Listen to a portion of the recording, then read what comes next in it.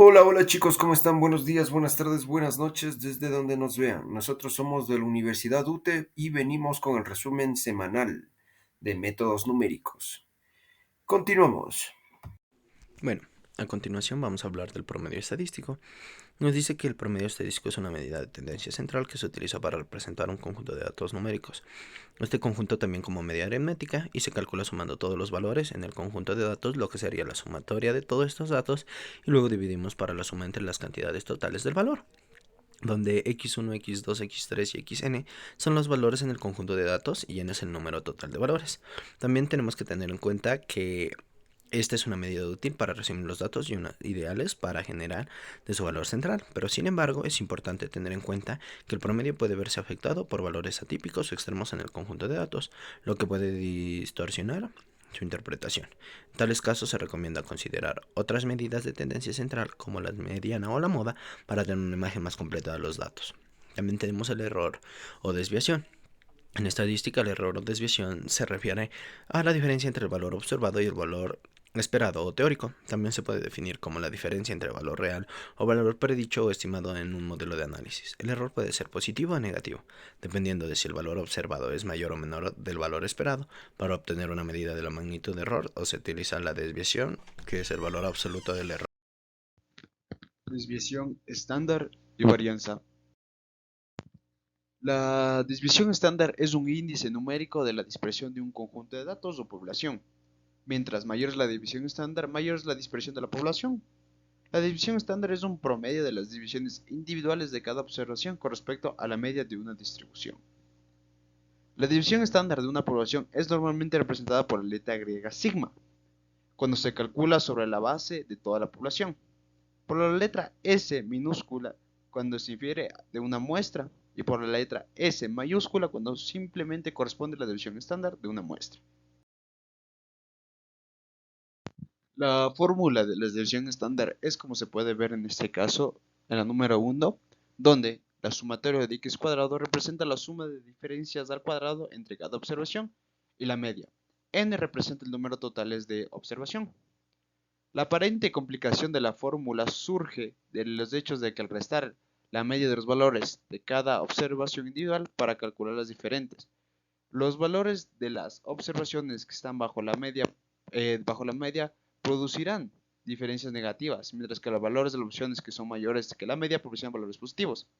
Así, las diferencias positivas y negativas se compensarán entre sí, y en el caso de una expresión simétrica producirán una suma igual a cero para la suma de las soluciones individuales. Y nosotros, para poder evitar este problema, la desviación se elevan al cuadrado, de modo que todas las divisiones sean positivas y se puedan sumar. En el contexto de los métodos numéricos, la varianza es una medida estadística que indica la dispersión o la variabilidad de un conjunto de datos. La varianza se utiliza para analizar cuánto se alejan los valores individuales de la medida de ese conjunto de datos.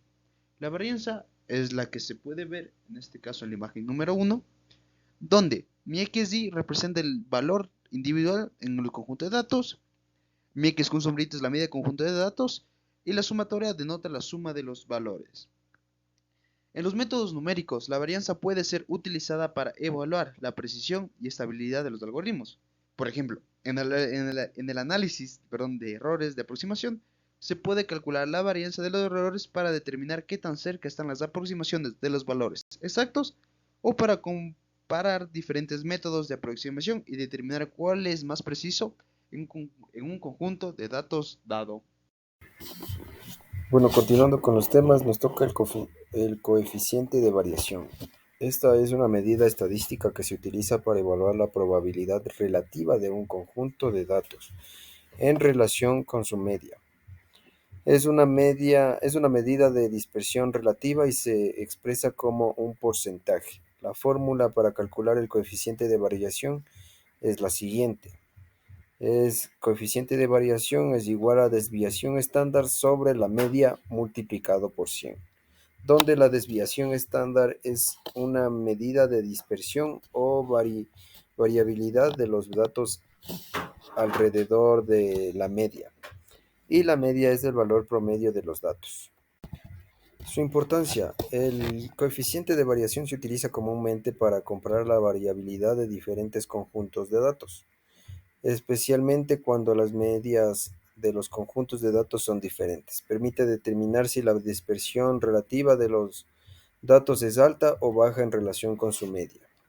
Es importante tener en cuenta que el coeficiente de variación solo se aplica a variables cuantitativas continuas o discretas y no es adecuado para variables categóricas o nominales. Otro de los conceptos que debemos conocer es de la probabilidad. Es una medida numérica que se utiliza para cuantificar la posibilidad de que ocurra un evento. En términos generales se refiere a que la proporción o relación entre la cantidad de eventos favorables y la cantidad total de posibles resultados. La probabilidad se expresa como un número comprendido entre 0 y 1. Estos son un evento de probabilidad de 0, significa que es imposible que ocurra, mientras que un evento con una probabilidad de 1 indica que es seguro que sucederá. Entre estos